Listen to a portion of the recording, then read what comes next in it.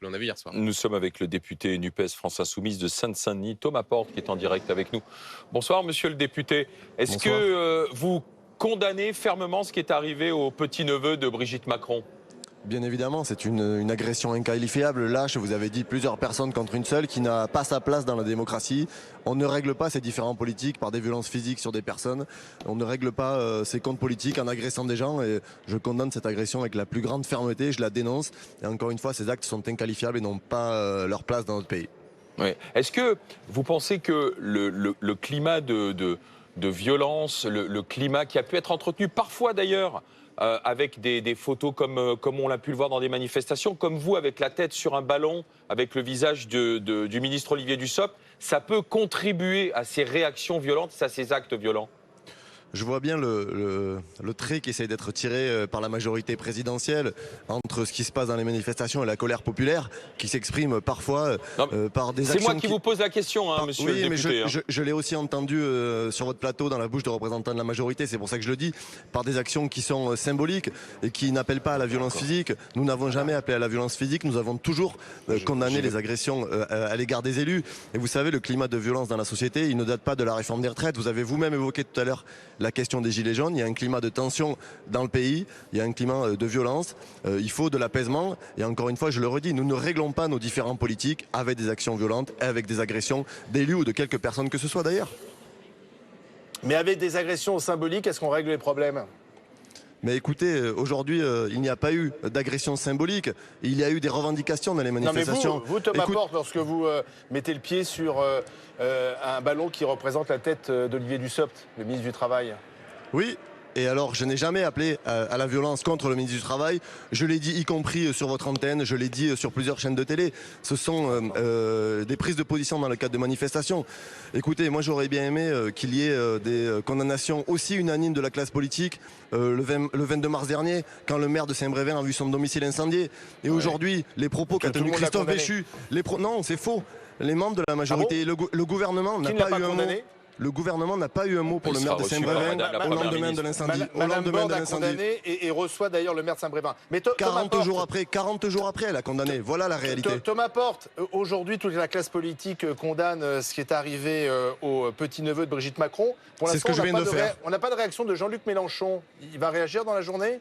Écoutez, moi je ne suis pas le porte-parole de Jean-Luc Mélenchon et il réagira quand le moment lui semblera le plus opportun. Vous avez eu les réactions de mes collègues Éric Coquerel et Alexis Corbière. L'ensemble des membres de la NUPES, de la France Insoumise, ont condamné cette agression avec la plus grande fermeté. On ne peut pas être plus clair sur les prises de position qu'on a prises sur l'agression du neveu de Brigitte Macron, qui est absolument scandaleuse, qui est lâche et qui, encore une fois, n'a pas sa place dans notre démocratie. Monsieur Porte, vous avez raison de dire que votre condamnation est sans ambiguïté et unanime, à ceci près, effectivement, que Jean-Luc Mélenchon n'a pas réagi. Malgré tout, si on doit essayer de réfléchir sur le climat général depuis quelques mois, quand un membre de votre parti, Monsieur Prudhomme, élu La France Insoumise, va sous les fenêtres du parti Renaissance et reprend le slogan que l'on entendait dans les manifestations, Louis XVI, on l'a décapité, Macron, on peut recommencer. L'idée n'est pas de dire qu'il y a une responsabilité directe entre ce type de slogan et ce qui s'est passé à Amiens hier. L'idée, c'est de se poser la question de savoir dans quelle mesure ce type de propos repris par des responsables politiques est susceptible de désinhiber certains qui se disent au fond, on entend à longueur de journée qu'il y a une violence sociale, une violence de l'État. Est-ce qu'à la fin des fins, la violence physique n'est pas une réponse ? Vous voyez, c'est ça la question qu'on peut se poser. Mais moi je m'inscris en faux par rapport à ce que vous dites et d'ailleurs vous l'avez vous-même dit en disant il n'y a pas de lien. Je crois que personne ne peut considérer que les prises de position politiques que nous avons encouragent à la violence physique et celles et ceux qui se livrent à de tels éléments de langage sont totalement irresponsables. Nous avons eu toujours des mobilisations symboliques, pacifiques qui appelaient à régler les différends de manière politique dans le cadre d'un débat que le gouvernement d'ailleurs refuse. Donc si on peut parler de la responsabilité de celles et ceux qui aujourd'hui entretiennent un climat de tension dans la société, interroger les membres de ce gouvernement qui refusent d'écouter une population qui est en colère contre la réforme des retraites. Et encore une fois, les différents politiques, nous les réglons politiquement et il n'y a aucun lien à faire entre les prises de position des uns et des autres et les actions violentes. Je le dis avec gravité, dire cela, c'est passer sous silence ce qui s'est passé avec le maire de Saint-Brévin. C'est allumer une polémique pour cacher la défection de l'État et du ministre Gérald Darmanin. Parce que la vérité, c'est que l'inaction de ce gouvernement, l'inaction de l'État, elle a failli coûter la vie au maire de Saint-Brévin. Vous avez parlé d'Elisabeth Borne, il a fallu 40 jours pour que la première ministre du gouvernement d'Emmanuel Macron condamne l'incendie du domicile d'un maire par un militant d'extrême droite. La violence d'extrême droite, c'est attaqué à un collaborateur d'élu dont il trouver.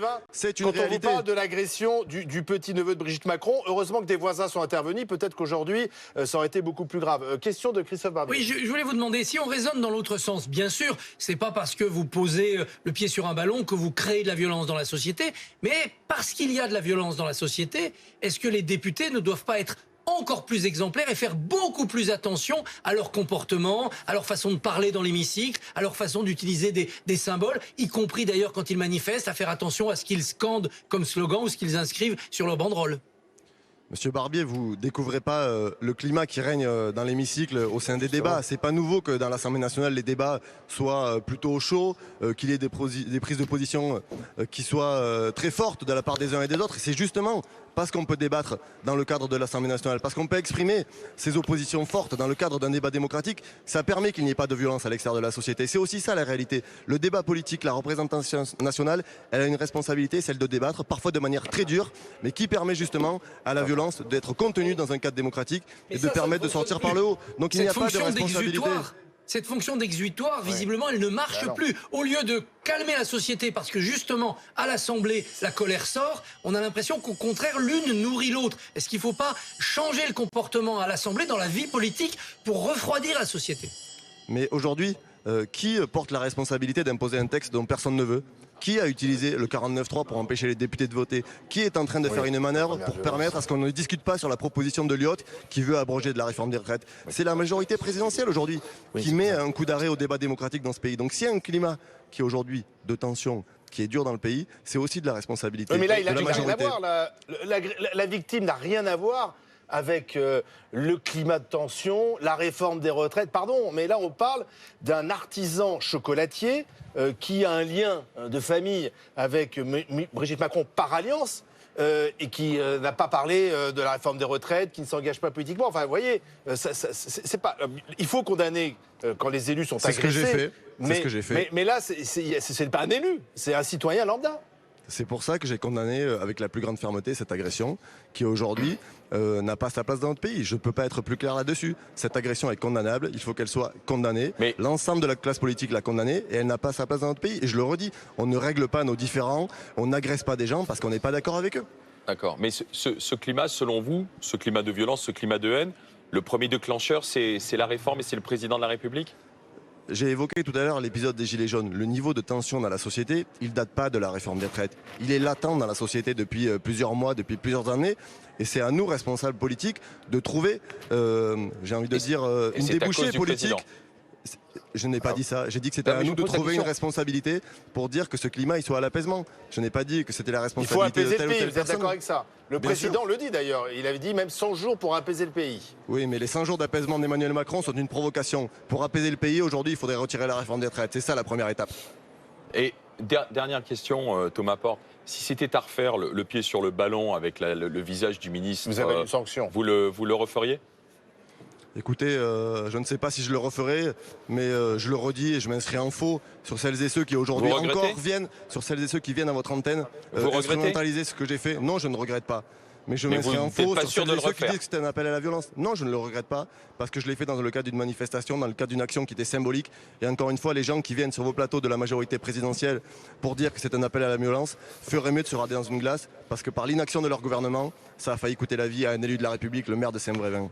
Merci Thomas Porte, en direct de l'Assemblée nationale, député France Insoumise de Seine-Saint-Denis. Amandine Atalaya, c'est intéressant parce qu'en fait, Thomas Porte, on lui parle du petit-neveu de Brigitte Macron et il nous parle du maire de Saint-Brévin. Les deux histoires ne sont pas complètement quand même identiques. Ils ne sont pas identiques, mais il n'a quand même pas tort sur le fait qu'il y a un climat aujourd'hui de violence générale. Il y a des chiffres qui le montrent. Il y a